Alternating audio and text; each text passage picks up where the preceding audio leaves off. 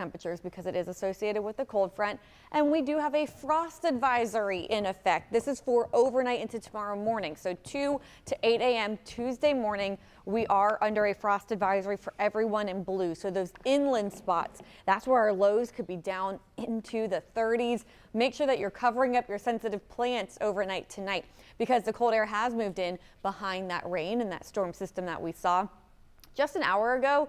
Places in Jacksonville coming up at 30 degrees colder than 24 hours ago. Of course, by this point, by noon yesterday, we had the rain moving through the first coast, but still you can see the big temperature drop for places like St. Augustine, 31 degrees colder right now than it was during the lunch hour yesterday. Temperatures right now sitting in the 50s for most of us, except for Waycross. You're still at 49 degrees. Today, our highs likely staying in the 50s for most of us, upper 50s to right near 60 degrees despite lots of sunshine.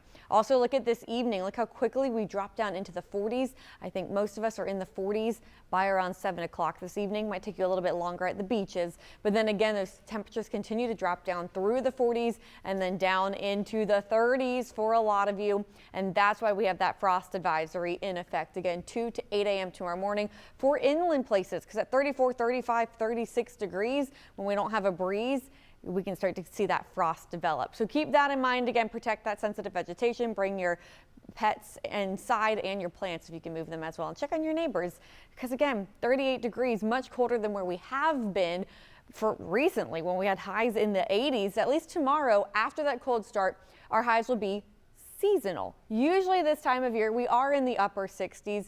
So a colder than normal start to the day, but the afternoon will feel like average, like how it should. Wednesday, big changes on the way yet again.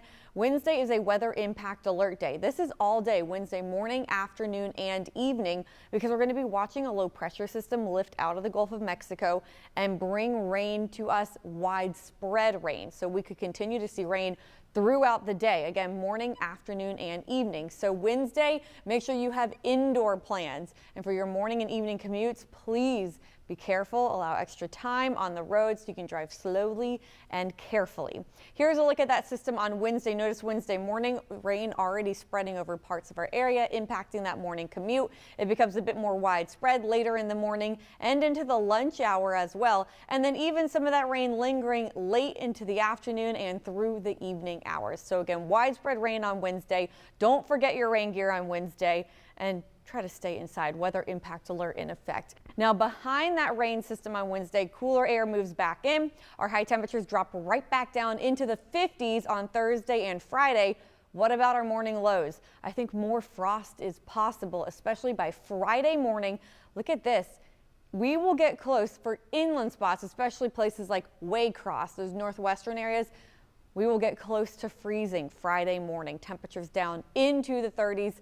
Just another reminder, it is still February, it is still winter, it is cold out there. So temperatures staying in the 30s tomorrow morning, Friday morning, and Saturday morning for inland spots. Again, at the beaches, you'll likely be staying in the 40s. But here's a look at your most accurate 7-day forecast. So yes, Tuesday afternoon, we're seasonal, but then that rain system moves on through on Wednesday, making it a weather impact alert day and dropping our temperatures for the end of the work week.